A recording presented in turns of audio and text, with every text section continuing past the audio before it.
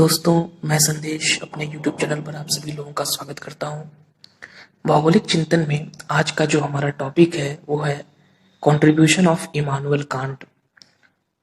हम लोग कुछ प्रमुख भूगोलवेत्ताओं का विशेष अध्ययन कर रहे हैं। पिछले अध्याय में हम लोगों ने बर्नहार्ड वारेनियस का अध्ययन किया था, उनकी पुस्तकों को देखा, उनके प्रमुख कार्यों इत्यादि को हम लोगों ने समझा था। आज के इस अध्याय में हम लोग इमानुएल कांट महोदय पर बात करेंगे, उनका अध्ययन करेंगे, उनके क्या योगदान है, क्या उनकी प्रमुख पुस्तकें हैं। तो चलिए शुरू करते हैं।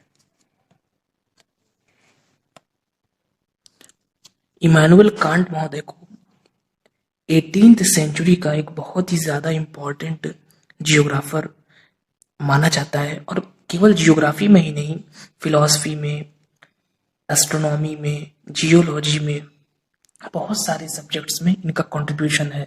अलग अलग जब हम विषय पढ़ते हैं तो वहां पर इनके सिद्धांत हमें देखने को मिलते हैं। और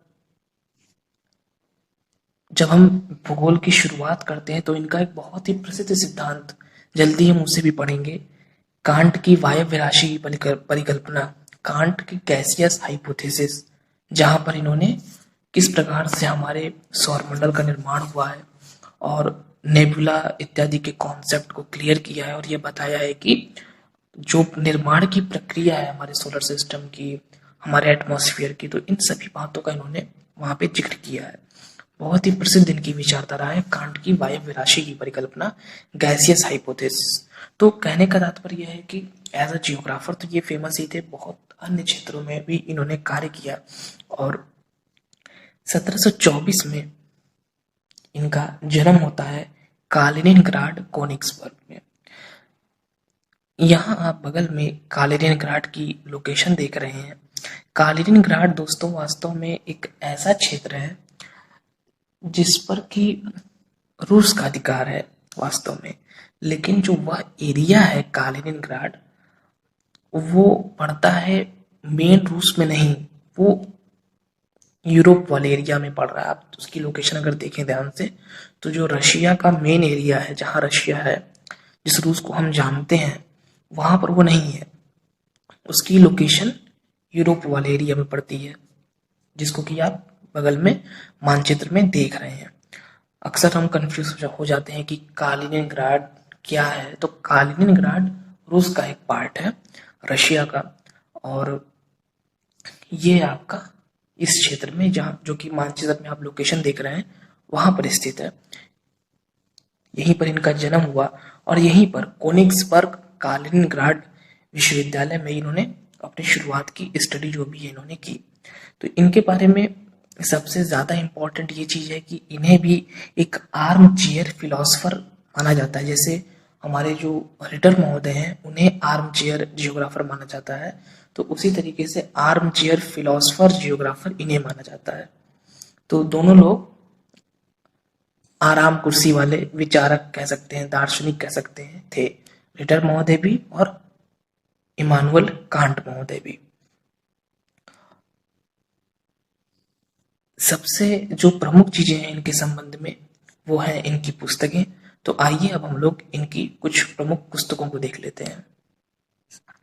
जैसा कि आप ऊपर सबसे पहली बुक देख रहे हैं, general natural history and theory of the heavens, 1755 की बुक है। इसमें इन्होंने एस्ट्रोनॉमी के विषय में बताया है, खगोल विज्ञान के विषय में बताया है। इसके पश्चात दूसरी पुस्तक है क्रिटिक ऑफ प्योर रीजन, कई बार इस पे प्रश्न आ चुका है, 1781 की इनकी बुक है, क्रिटिक ऑफ प्योर रीजन। इसके पश्चात क्रिटिक ऑफ जजमेंट, 1790।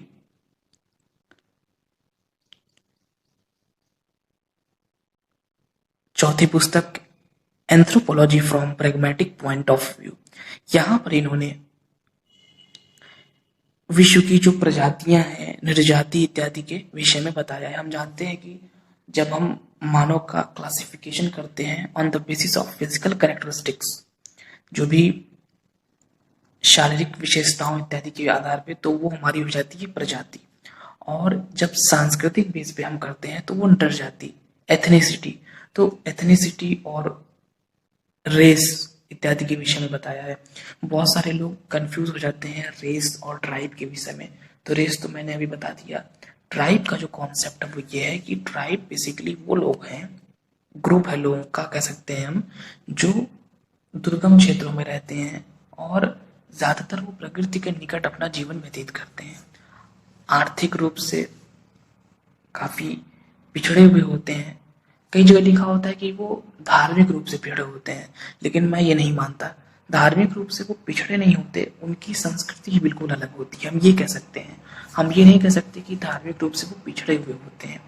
वो ज्यादातर प्रकृति की पूजा करते हैं और धार्मिक रूप से काफी भिन्न होते हैं। हाँ, आर्थिक रूप से, राजनीतिक रूप से वो पिछड़े हुए होते हैं, क्योंकि मुख्य धारा से वो अलग जीवन अपना व्यतीत करते हैं और बेसिकली ज्यादातर वो दुर्गम क्षेत्रों में ही रहते हैं।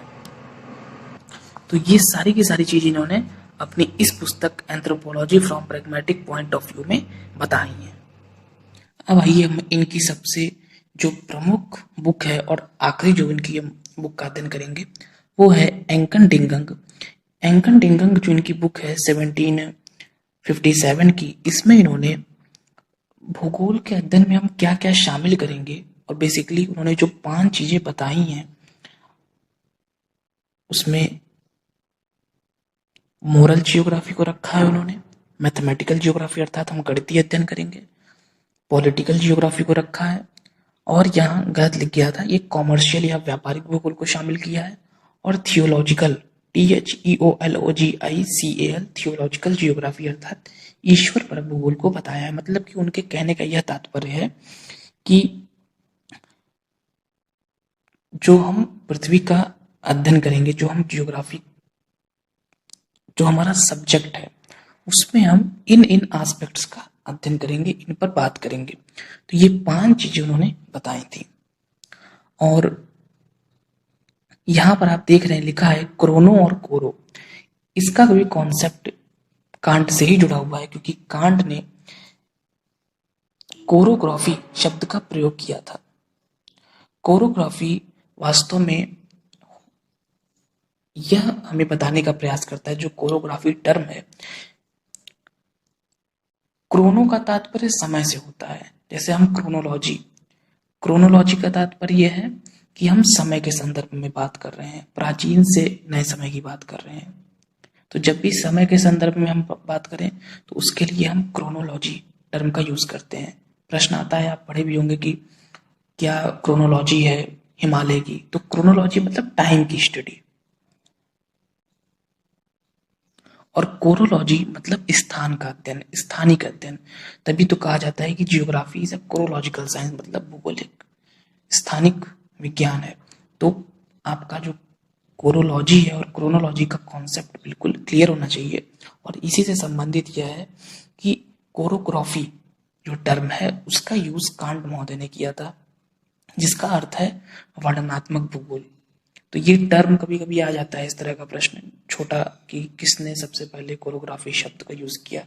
हालांकि बहुत ही नॉर्मल सा है, इतना इजी क्वेश्चन आएगा नहीं जनरली, लेकिन फिर भी आपको ध्यान में से रखना चाहिए कि कोरियोग्राफी जो टर्म है उसका सबसे पहले यूज, जो कोरियोग्राफी हमारा टर्म है उसका सबसे पहले यूज कांट महोदय ने किया था। और कोरोग्राफी और कोरोलॉजी दोनों में आपको अंतर भी स्पष्ट होना चाहिए, इसीलिए मैंने यहाँ पे क्लियर कर दिया कि क्रोनोलॉजी एक अलग चीज है, कोरोलॉजी एक अलग चीज होती है, और कोरोग्राफी वो एक अलग चीज है। फिर से अगर हम बता दें तो कोरोग्राफी का अर्थ होता है वर्णनात्मक भूगोल, अर्थात वर्णन करना।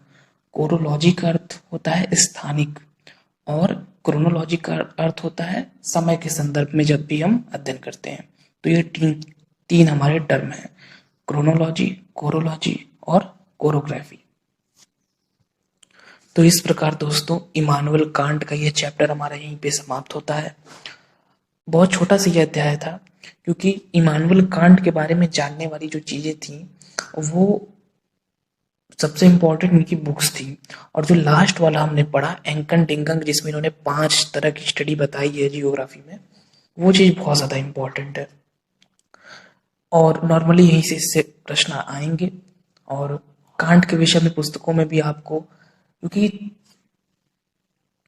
अलग अलग क्षेत्र का इन्हें बहुत ज़्यादा ज्ञान था, तो इसीलिए पुस्तकों में भी काफ़ी जटिल चीज़ें इनके बारे में आपको मिलेंगी और एक जगह बहुत ज़्यादा चीज़ें मिल भी नहीं पाएंगी।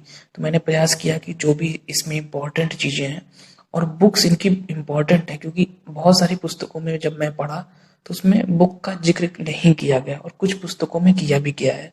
तो मुझे जो 4-5 पुस्तकें इम्पोर्टेंट मिली तो वो मैंने आपके सामने यहाँ पे रखी, जिनमें critique of pure reason, critique of judgment, anthropology from pragmatic point of view, theories of heavens, general natural history वाली बुक और लास्ट वाली बुक एंकंडिंगंग।